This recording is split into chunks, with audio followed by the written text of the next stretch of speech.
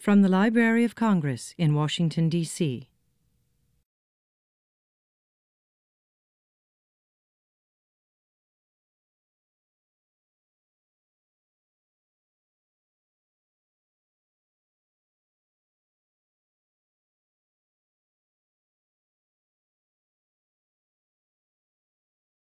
Well, good afternoon. My name is Jason Steinhauer, and I'm a program specialist with the John W. Kluge Center at the Library of Congress. Before we begin today's program, please take a moment to check your cell phones and other electronic devices, and please set them to silent or vibrate. Thank you. I'll also take a moment to let you know that this afternoon's program is being webcast by the library for future broadcasts on the library's website and on the Kluge Center homepage. Today's lecture is presented by the John W. Kluge Center at the Library of Congress. The Kluge Center is a vibrant scholar center on Capitol Hill that brings together scholars and researchers from around the world to stimulate and energize one another, to distill wisdom from the library's rich resources, and to interact with policymakers and the public. The center offers scholar opportunities for senior scholars, postdoctoral fellows, and PhDs to do research in the Library of Congress collections. We also offer free public lectures, conferences, symposia, and other programs, and administer the Kluge Prize, which recognizes lifetime achievement in the fields of humanistic and social sciences. For more information about the Kluge Center, please visit our website, loc.gov/Kluge, K-L-U-G-E, and I invite you to sign up for our RSS email list, which is right here in the front, to learn about future programs, and also, if you're interested in becoming a scholar here at the center, to sign up and learn more about opportunities for scholars. Today's lecture is titled Graphic Satire, Paper Money, and the Art of Engraving in Britain, 1797 to 1821. Our speaker is Dr. Amanda Lahikainen, now concluding her tenure as a Kluge Fellow here at the John W. Kluge Center. Now, Amanda has opened my eyes to a very exciting tradition of satire, wherein British printmakers and artists responded, sometimes grotesquely, to a significant historical moment, namely the standardization of paper currency in England. Her research reminds us that artists play an important role in shaping public opinion around historical and societal events. And you can see this on display here at the library, one floor below us in the Herb Block Political Cartoon Gallery. And you can also see countless examples in the library's rich holdings of prints and graphic arts, housed in our Prints and Photographs division. I'd like to acknowledge the specialists from the Prints and Photographs division who are here with us today and who have aided Amanda's research. And I'd also like to acknowledge the Library of Congress Chief Financial Officer and his staff who have co-sponsored this event and are joining us this afternoon. Dr. Lahikainen is an assistant professor of art history at Aquinas College in Michigan. She holds a PhD in the history of art and architecture from Brown University. Her research interests include the history of art, satire, print culture, world heritage, the art of the Americas, and the theory and methods of art history. Her research has been funded by Brown University, the Paul Mellon Center in London, the Huntington Library, Yale, and of course, the Library of Congress. You can read more about Amanda on our website. We've actually placed a link right on our homepage, tells you more about her and her research. That's loc.gov/Kluge. And I can say on a personal note, it's been an absolute joy to have Amanda with us in residence for the past few months. So please, without further ado, please welcome Dr. Amanda Lahikainen.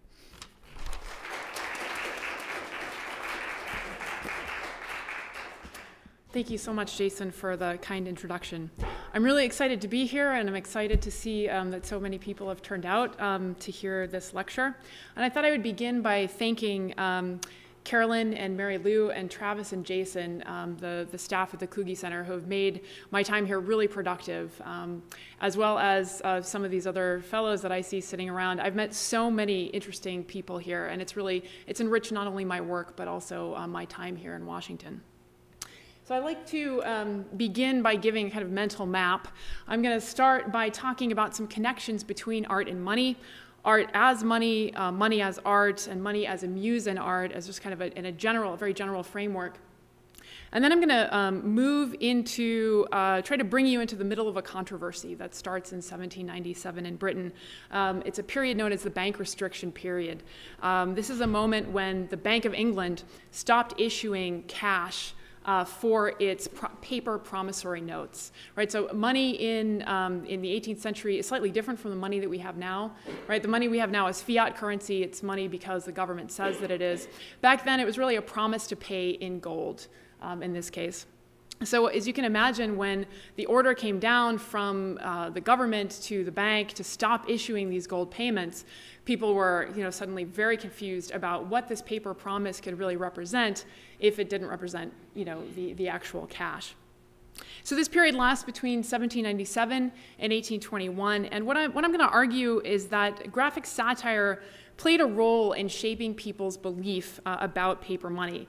They represented it as all kinds of things. You'll see several examples today. A fictitious French idea, right? The idea of France is very important for understanding paper money in this period. As Jason mentioned, grotesque images, paper money as excrement, and also paper money is a social evil because forgery was a capital offense in Britain, and this became a very, very important topic towards the end of this period. And then I'm going to end with a few images that demonstrate that paper money came to actually represent real wealth. And this happens right or in the middle of the 19th century or so. So of particular interest to us along the way here as we look at these satires is a new genre of satirical prints called satirical banknotes, right? And this is one of the reasons that I'm here. The Library of Congress has a wonderful collection of them, and you'll see several images. So as I move from the first part to the second part of the lecture, I'm going to ask you to think about what money is. And as we'll see, it's actually something that's quite difficult to define. So of course, I have to begin with The Wizard of Oz. This is, of course, one of the most popular children's stories of all time, most loved in the 1939 film adaptation starring Judy Garland. And although the author of this book did not claim that this was a political allegory, it is generally regarded as such, right? It's an allegory for the populist monetary reform in the late 19th century United States. And you can read in all different kinds of symbols, such as the tornado that sweeps Dorothy into the land of Oz as the populist or free silver movement.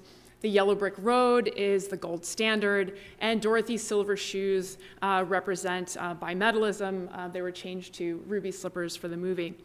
So in general, I wanted to start with this because I see the hidden role of money in The Wizard of Oz as a metaphor for the role of money in daily life. Right? Money is something that we all use, and yet we don't often think about what it is or how it means. Right? Oz meaning ounce of gold there in the corner. So my first example here is paper money as art, and this is probably the first thing that came to mind when you heard the words art and money combined together, and that is the engraving of the note itself can be quite a beautiful thing in and of itself. So this is the banknote building in Lithuania, finished in 2008, and the architects took a banknote from 1926 and used that as the muse for their design. This is right around the time that Lithuania was one of 2 new EU member states, and they were applying to join the Eurozone. And so these architects took the banknote as a work of art in and of itself, but also as a way to make their own work of art. And this is a beautiful, luminous, curvaceous 10-floor office building. And if you can see, I've tried to give you a close-up. There are 4,500 panes of glass with enamel designs on the side there. So this is a great example of paper money as art. We also have art as money in the sense that art acts like money by having monetary value. What better example than Andy Warhol's $201 bills? For those of you who are interested in pop art, you may know that this is one of the first silk screens that he ever made. So there are lots of art historical reasons that this is an important work of art. But what I really want to stress here is the price, actually. This sold in 2009 at a Sotheby's auction for $43.8 million. Right? And this is just after the 2008 financial crisis, which is just amazing. And I just actually read this morning that yesterday one of Warhol's more famous works sold for over $100 million. Right? So like currency, this work of art, its value will change over time. And in the case of Warhol, probably continue to go up and up. So we have money as art, we have art as money, but we also have money as conceptual art. And I really want to stress two artists here, Marcel Duchamp, who I'm sure a lot of you have heard of before, and also J.S. Boggs, who was quite famous in the 1980s and the 90s. We don't hear as much from him today, but these are two artists who are drawing direct attention to money, to its value and to its use in everyday life. So this is a work of art by Duchamp here, the Zangchek, made in 1919. Now, Duchamp was part of the Dada movement in Europe. This is a movement that got started after World War I. It embraced nonsense and irrationality, the ideas of luck and chance, and a lot of spoken poetry. And Duchamp is remembered as, you know, a major figure in the Dada movement, but also for his ready-mades. Some of you may recall the Armut urinal. Right? He took a urinal, he put it on its side, he wrote Armut on the side, and he submitted it in New York to an art competition. People were outraged then. I show this, the Armut urinal, to my students in art classes, and they are outraged now. The point here is that after Duchamp, suddenly art can be something other than an object, right? Art can be an idea as well. And that's what he's done here. This is literally a hand-drawn check on paper, so ink on paper.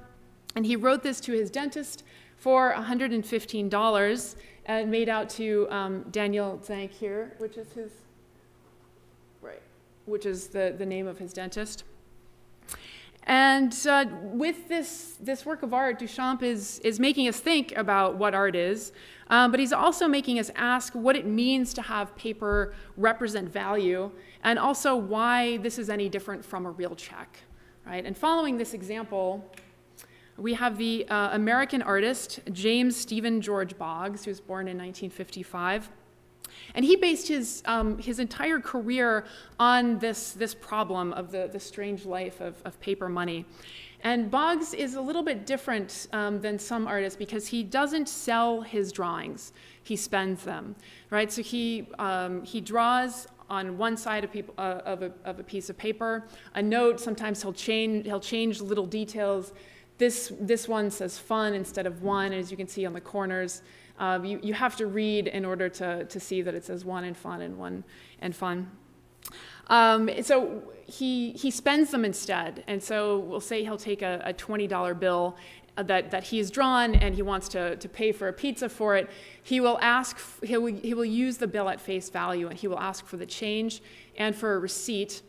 He'll give it some time, and then he will go to an art dealer and give the art dealer the change and the receipt for the Boggs note that he spent. And he's not trying to swindle anyone. He informs the person who's accepting the bill that this is a work of art and that it has value and that it's not actually currency. And it's the job of the art dealer to track down that note, right? So as you can see, there's a bit of a critique of the art market involved in what Boggs is doing, and it's sort of difficult to isolate what exactly the art is. Is it the drawing itself? Is it the performance art? Is it the kind of the chain of connections that he's making between people and society? And of course, at the end of the day, it's really both. So Boggs makes us ask all kinds of interesting questions. And he plays with the idea of trusting the people that we are engaged with in daily life. So I will mention one work of art sold for $420,000. So Boggs is, he's collected by major museums such as the British Museum and the Museum of Modern Art in New York. So he is quite successful. And he makes us think about trust, about value, about representation, about the meaning of money, the meaning of art, but he also makes us think about forgery, right, which is something that you may have thought of. He has been tried unsuccessfully as a counterfeiter in both Britain and Australia. In the late 1990s, the US Secret Service seized about 1,300 of his works, and he's been trying to get them back ever since. But because he declares that what he's paying with is not actually currency, he's not really able to be brought up on any charges. So what I find most compelling about Boggs is that his fake banknotes draw attention to the strange phenomenon of paper money, right? Something that only has value when we give it value. And because paper money has become a naturalized idea, it's not something we think about, we can only seem to see this process when an exchange involves something other than real banknotes. And this is what Boggs helps to reveal for us. So with Boggs in mind, I will bring you now into early 19th century Britain. This is one of my favorite examples of a satirical banknote. This is part of the set of 25 satirical banknotes published by John Luffman between 1803 and 1812, and this is in the collection of the Library of Congress and Prints and Photographs, so I encourage you all to call some of those and have a look for yourselves. And very briefly, you can see here that John Bull has signed this promissory note, right? And he promises to pay Napoleon Bonaparte, or the bearer, 2 pence when the Gallic flag shall triumph over the British and the French become the masters of the sea. Now, especially in this period, this is absolutely a ridiculous claim, right? France will likely never be defeated by the British Navy, and because of that, John Bull will likely never have to pay. So in this sense, this satirical banknote really doesn't promise anything, and it works against the idea of paper having value.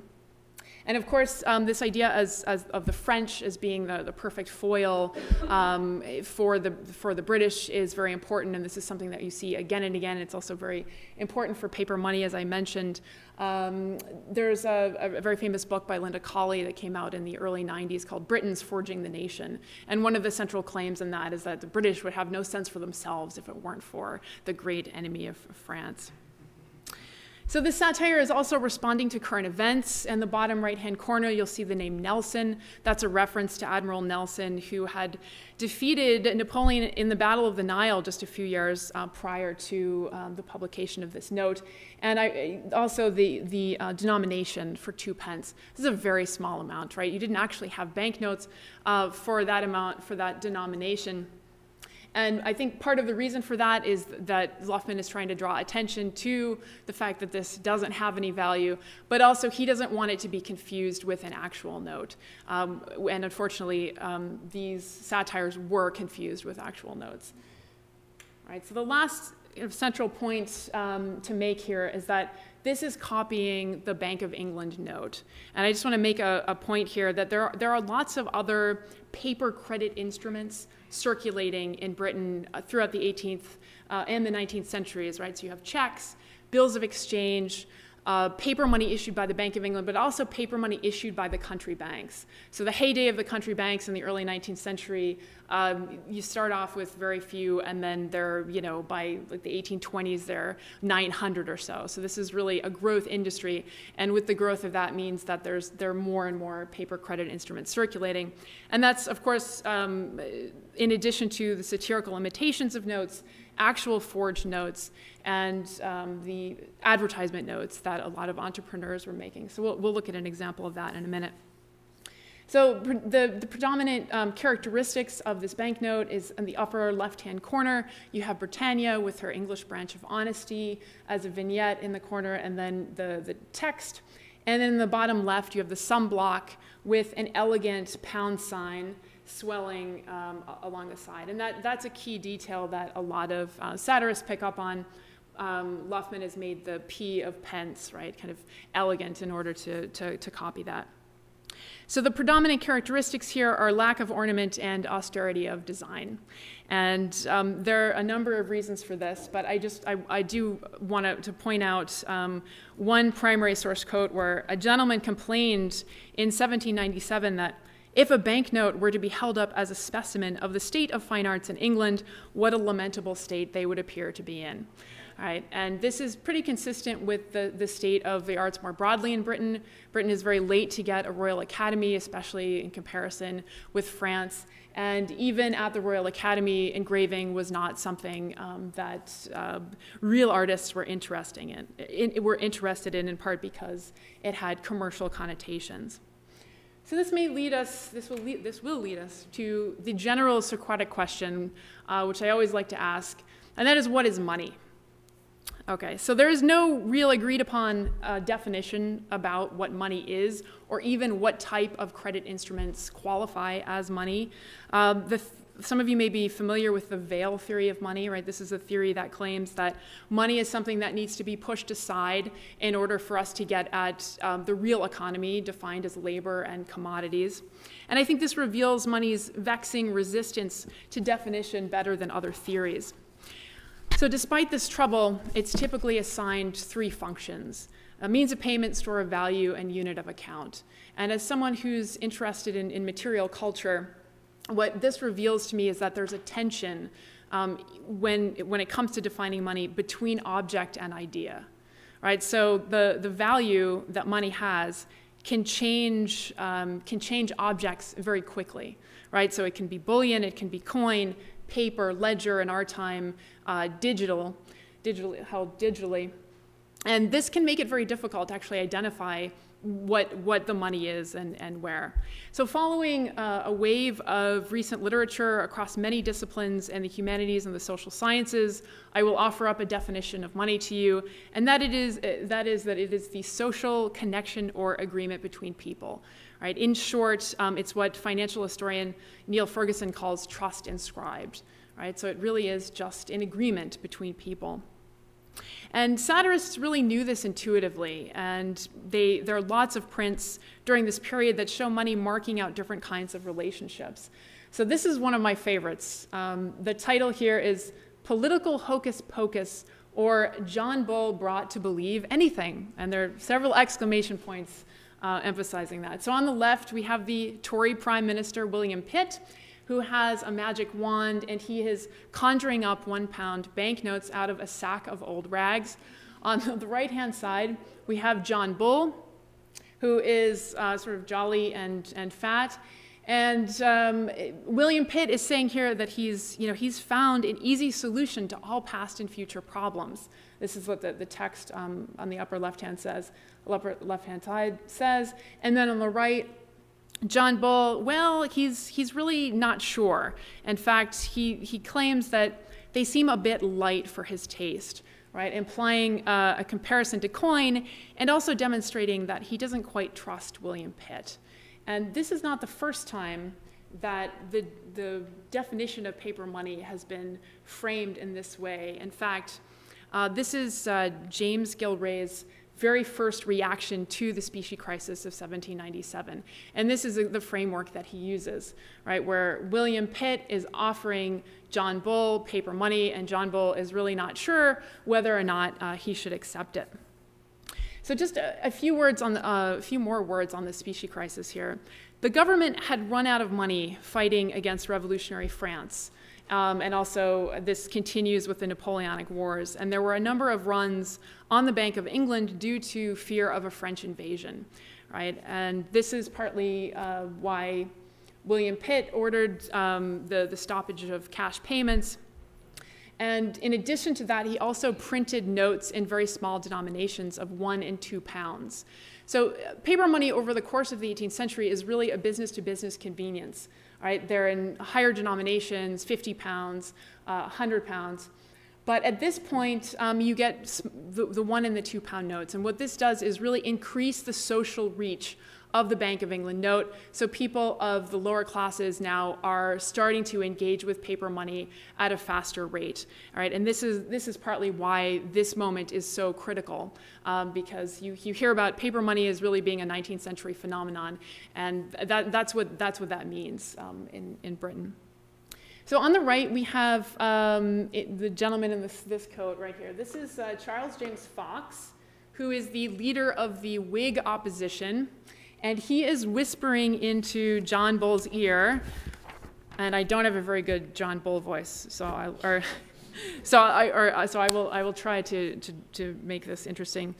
Don't take his damn paper, John. Insist upon having gold to make your peace with the French when they come. Right? So John Bull is caught in between, the government, the Tories and the Whigs. He's also sort of forced to make a decision about what this paper money represents.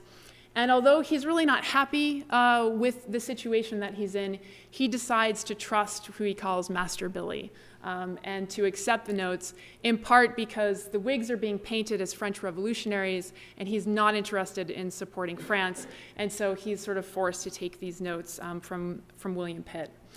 And what I really like about this satire is that when you compare it to the historical record and how these politicians were actually defining paper money in debates in Parliament, he's actually pretty spot on. So in crudely put, the Whigs over there on the right had a very literal definition of paper money, and that is they understood paper money to represent gold or silver in the bank, right? A kind of one-to-one correlation. If you don't have that gold in the bank, then you should not be issuing a paper note.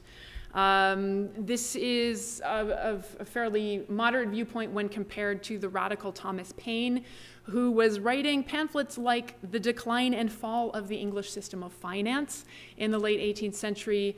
Paine was very much against the idea of paper money generally.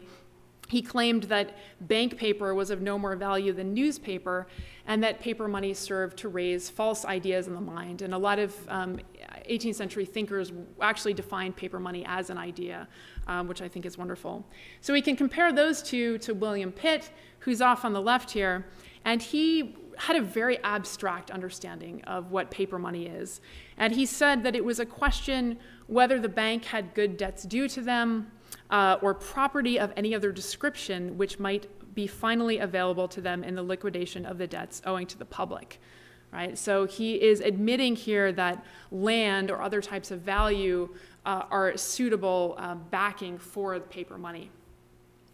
So as you can imagine, there's a bit of an irony here in who is acting like the French Republicans and who is being painted as if they're a Republican. So I will explain that again.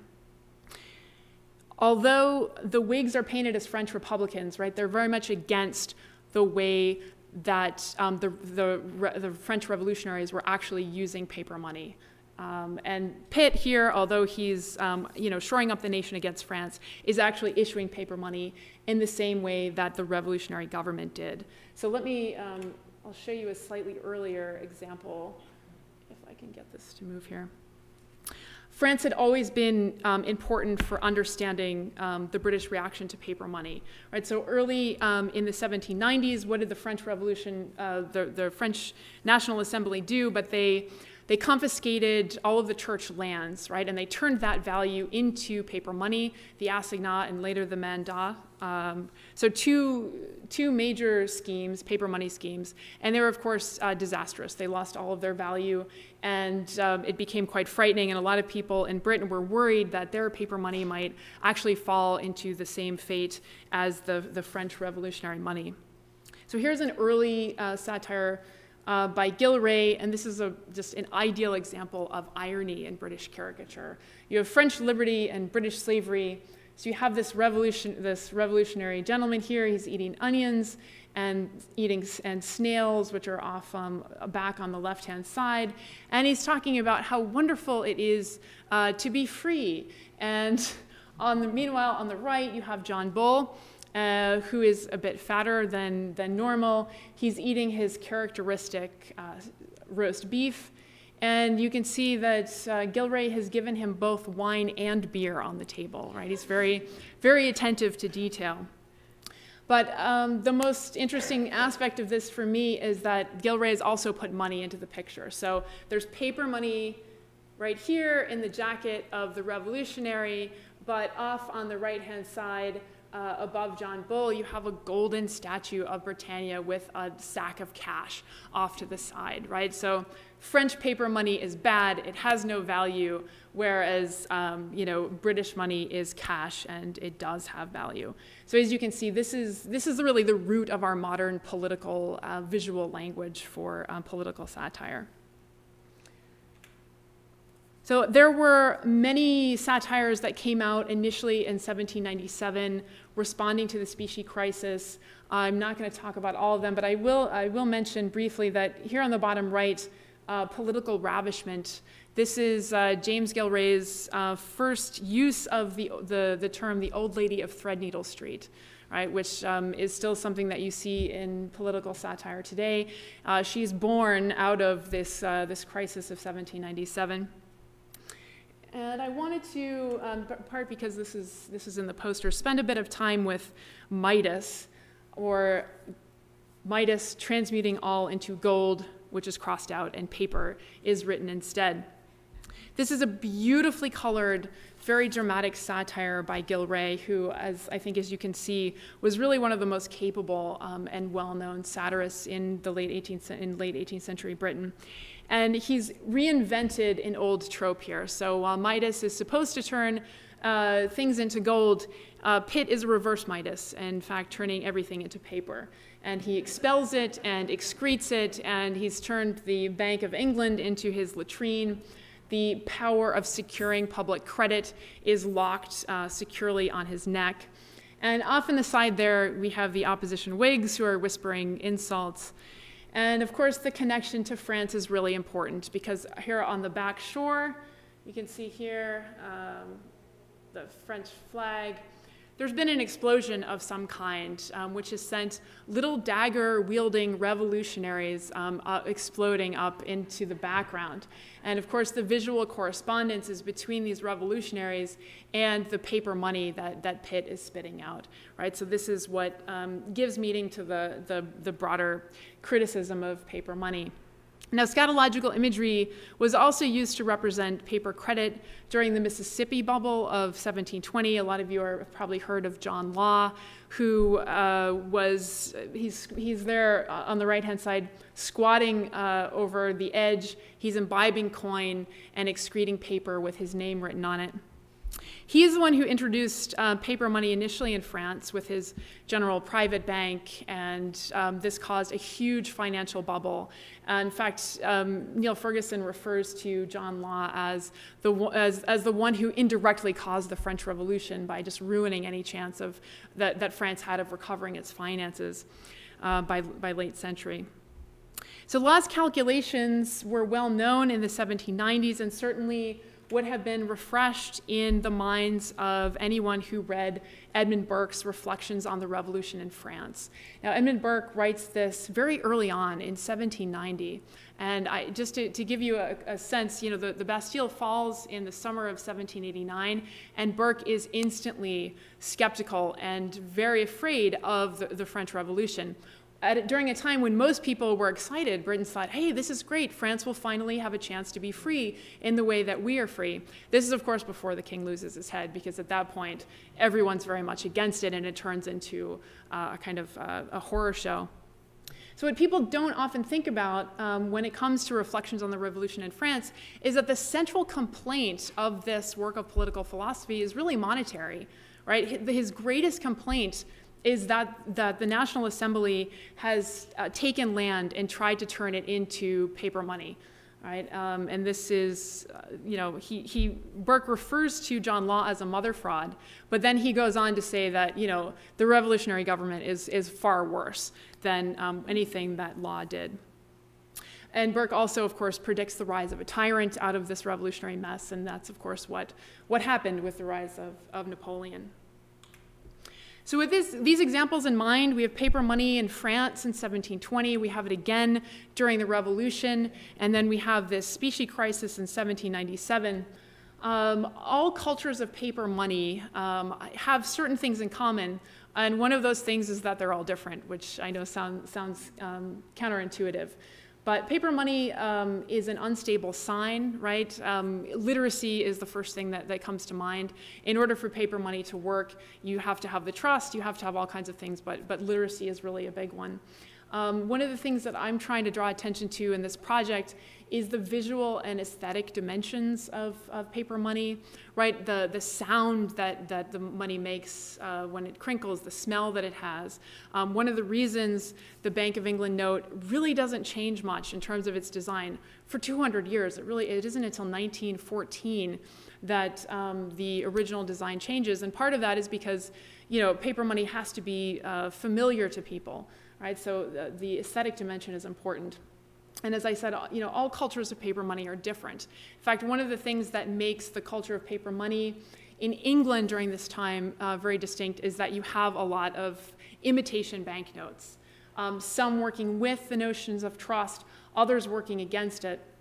And I can tell you based on archival research, because this material hasn't been published yet anywhere, these imitation notes were circulating in around the tens of thousands, right? And I mean, I can say that with certainty based on what I've been able to find in the archives. It's possible they were circulating even in the mid to high tens of thousands. Now, when you compare that to the actual paper money of the Bank of England that was circulating during this period, which was around 270 million notes, this is obviously a very small number. But for a minor category of ephemera, it's actually quite significant, which is why I think it's important to pay attention to it. So there are generally three forms. They're actual forged notes. I'm not talking about those today. There are advertisements and there are satires. So let's start with, this is an example of an imitation banknote turned into a trade card. This is Rudolf Alkerman was known for his repository of the arts, where he sold old master prints and artist supplies. And in 1803, he issued this as his trade card. And as you can see, he's turned the sum block into his address, 101 Strand. So this is an example of a note that is working with the idea of trust in paper money. This wonderful note here is the earliest satirical banknote that I have been able to find in England. The culture of paper money in Scotland is very different, and you actually get satirical banknotes a lot earlier there. But here is a banknote for 2 pence issued by the Skeldacross Bank. And according to a clerk at the Real Commercial Bank in Newcastle, this circulated in derision of their notes and afforded a great deal of amusement to the jokers of the day. But its satirical pretensions, I notice no one's laughing. It's not obviously funny in the least bit. And it was passed off as a forgery in 1787, leading to the arrest and imprisonment of Hugh Peel, who is a horse dealer. And this is very common with these satirical banknotes. Here's a slightly better example, and this is one of the beauties that I discovered in the Department of Prints and Photographs. This is a banknote that is not in the collection of the British Museum. This one is a later example, so this is definitely based on the humor, definitely 1790s or later, made out to the political bank, signed by John Bull. You'll see that the guinea pig office there is taking the place of the vignette. This is slightly more whimsical, more humorous. It's making fun of the idea of sinecures and pensions. And the denomination, 5 guineas, is actually quite large. Most of the satirical banknotes, like I said, are working in much smaller denominations. But by far the most sophisticated run, and I think John Luffman really brings the satirical banknote to the level of high art. Down below, this is the promissory note we've already looked at, John Bull's promise to Napoleon.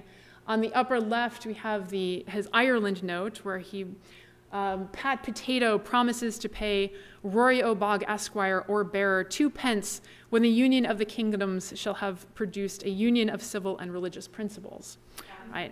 Right, exactly. Not something that is going to happen. So these mock notes, there are 25 of them, as I mentioned. They treat a number of hot-button issues of the time. In terms of religion, they comment on Catholicism and Methodism. And there's some that are very obscure, such as the Four in Hand Club, which involved drunken gentlemen racing stagecoaches in the early 19th century. I'm always entertained by the signatures at the bottom. Old Tom Puff and Hamlet signed a few notes, as well as Simon Lostall, Shirtless Ragged Bottom, Moral Rectitude, Public Virtue, and Common Sense. And I will leave off listing those names there, but I could go on and on. And what's important about this run, which is something that was mentioned in the RSS feed, is that these notes were still relevant, at the beginning of the bank restriction period and also at the end. So the publisher SW Fors purchased the plates from John Luffman in 1818 and then republished the notes, right? And so anyone who's interested in print culture like I am, this is a sign that this is a hot topic, right? That he knows that he can profit from these even a second time around. And part of that is because 1818 is around the time of the Second Bullion Commission, where Parliament is thinking about the price of bullion and also the value of paper money. And this time around, they agreed that the volume of paper money was indeed related to its volume in circulation, right? So the time was right for Fors to appeal to the general skepticism of paper and the reassurance of gold. So several notes in this run treat the idea of money in and of itself. I'm going to show you one example. This is note number 8. And as you can see, this is actually, the date is 1807, so this is actually one of Luffman's original issues. This note promises to pay the Right Honorable William Petachio, or bearer, 2 pence on the dissolution of his great paper manufactory and the circulation of specie only. And I think this is wonderful because it's a meta-satire in the sense that it's taking the form of its own target, right, which is quite clever. And it's blaming William Pitt, even though William Pitt had died in 1806, right, it's still blaming him for the low value of paper. And the names on the bottom, I think, are wonderful because they really evoke this idea of wanting to hold money, right? Loving, touching silver, loving gold, this kind of thing. So I'm going to introduce a quote by the philosopher and dissenting minister Richard Price, right, who wrote in 1778, and I put this quote up here, "Paper, therefore, represents coin, and coin represents real value. That is, the one is a sign of wealth, the other is the sign of that sign." And this is, I think, how a lot of people were thinking about paper money during this period. And what's wonderful about this quote is that we can explain this satirical banknote using it. And that is that this banknote is a sign of a sign of a sign that reproduces the original sign on its front by having the guinea up in the left-hand corner there, which I think is wonderful. So Luffman here has been able to complicate and confuse the chain of signification, drawing attention to the complex structure of social trust that lies hidden within any system of paper money. So you'll see the guinea is labeled a scarce British coin. This is a very popular subject in satire, and this is a great example in part because I actually found the original of this print in the collection here of prints and photographs. The British Museum has this listed as being published initially in 1810, and I think based on what I found that it was actually initially published in 1804, and then it was later pirated by Sidebotham and distributed in Ireland. So again, we know that this is a topic that people are interested in because of this. So we have a grotesque banker. That is indeed a hairy wart on his nose, so it's okay to laugh at that. And he says, "Surely my eyes do not deceive me. It certainly must be a guinea. If thou beest a real guinea, do drop in my till and let me hear the chink." Right? So again, this idea of wanting to hold money. So the flip side of too little coin is too much paper, and there are lots of images of poor John Bull having paper shoved down his throat unwillingly. Richard Newton even introduces this theme in 1797. In George Cruikshank's Satire, here are the blessings of paper money. On the upper right-hand corner, you have credit crushed under a pile of bank paper, which is interesting since it's so light. So the increase of paper means also an increase in forgery, as I mentioned before. Forging a banknote was a capital offense during this period, and forgery-related prosecutions really spike after 1797. In fact, 282 people were executed for forgery between 1805 and 1803 in England and Wales. And this includes just passing even a £1 note. So you didn't even have to be printing these notes, right? You just passing them. And when you consider literacy as a problem. A lot of people who couldn't read were put to death. So the Bank of England was seen as evil, bloodthirsty, asleep on the job, and you see this in the satire of the time. Here, John Bull has his hands on his hips, and in a long rant, he says, "I can't tell bad good ones from good bad ones," right? Sort of admitting, I just don't know. This really isn't fair. So paper money literally comes to symbolize death. And that is when George Cruikshank and William Holmes step in and create the bank restriction note. Actually, some of you may have even seen this before. I would say in terms of imitation banknotes, this is the one that sort of made it into kind of the more popular visible realm. Cruikshank also actually saw two women hanging from the gibbet off of Ludgate Hill, and he was appalled, and that's what gave him the idea for this bank restriction note. So I'll walk you through some of the key elements.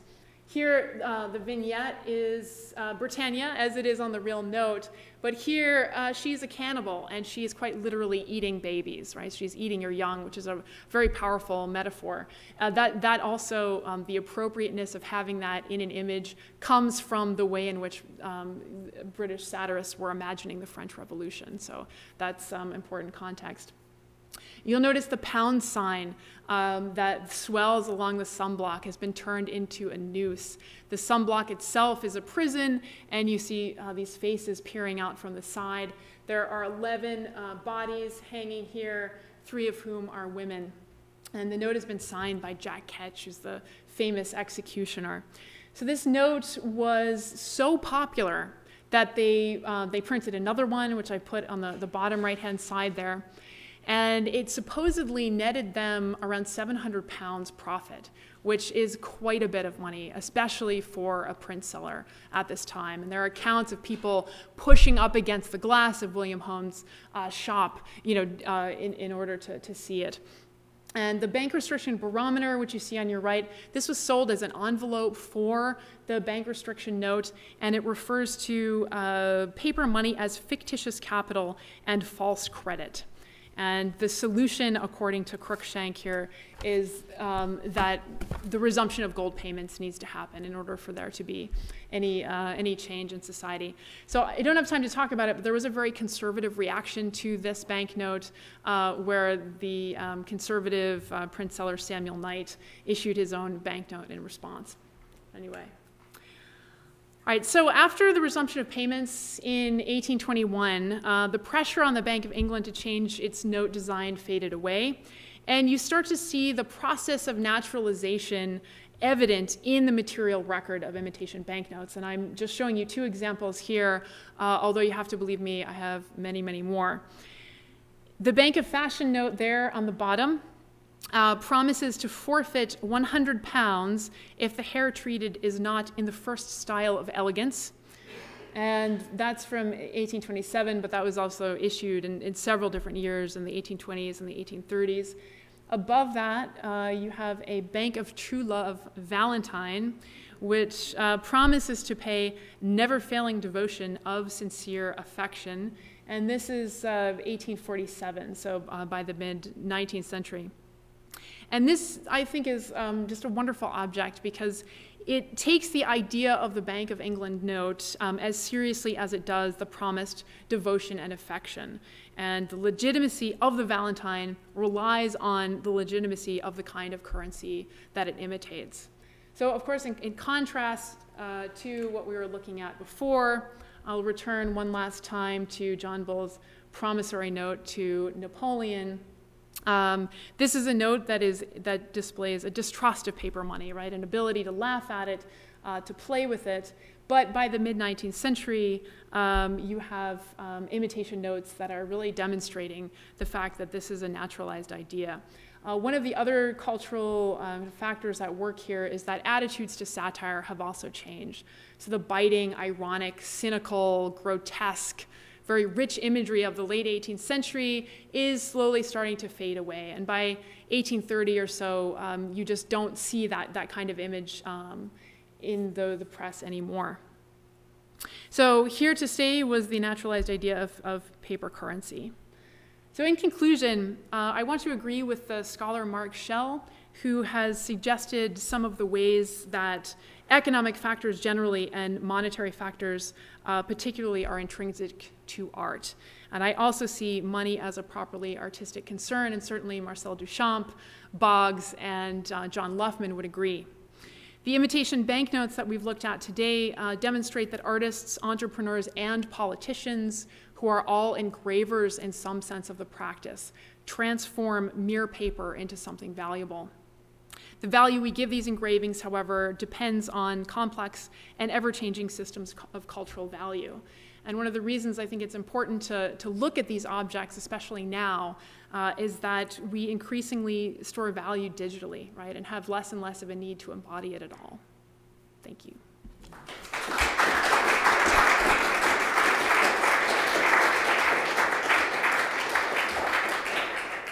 We have time for a few questions, if anyone has any.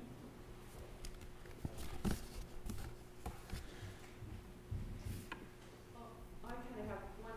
As you're talking about something that's interesting, because I recall when they were doing the new EU money, they thought it was sort of too cartoony, too colorful, and it kind of goes right to your idea of do we trust, how we trust it, and I think it's interesting. Yeah, absolutely. I think it's wonderful that, anytime a government decides to change the note or change the personality that's put on the note, all sorts of questions, political, economic, social issues related to gender. There was a big outcry in Britain recently, right, that there weren't enough females being represented on the currency, and so right, Jane Austen appears, which is wonderful. Yeah. Do these printers make multiple copies of these, or are these just unique? Absolutely. Yep. If you want to make a unique work of art, you want to make a drawing, right? But a print is definitely meant to have several copies. So there's some debate about what the print run is, but I've assumed even a very low print run of around 200 copies. But you could get up to, some would say even 1,000 copies out of certain prints. But I would say 500 is really is maybe a good ballpark figure. Yeah. Thank you for such a fascinating presentation. I really learned a lot. I was curious, though, as you were talking about the different kinds of communities that are being made by the satirical banknotes. Yeah. And specifically, I was curious to know if your research, if at all, touched upon the transatlantic context and the extent to which these banknotes are being circulated and the same kind of communities are talking about these same kind of political issues that are at stake with these kind of projects. Yeah, it's a great question, and I'm absolutely, in terms of the broader project, I'm trying to think globally about this, and I've just started some research into the introduction of paper money in India in the context of the East India Company. It's a very slow-going process. I've also looked into, I emailed actually a curator at the Bank of Jamaica and asked about the question, and it was funny, he said, I don't think I've ever heard of anyone asking about this kind of thing. So my challenge is that I'm really interested in visual cultures of paper money, but I'm also interested in satire. And so I do know that there were satirical banknotes produced in India, in part because a curator has emailed me that, yes, we do have them. I get the sense that they're 20th century, and so I haven't seen them yet. And in terms of Jamaica, they weren't printing their own money until the 20th century. And so that's another sort of aspect of the project where paper money is really a 20th century phenomenon, generally speaking, but here I am, interested in the 18th century context. Yeah, to answer your question, yes, thinking globally is really essential, and I think that will play a role in the final book version of this, but it's going to depend in part on the historical record. Yeah.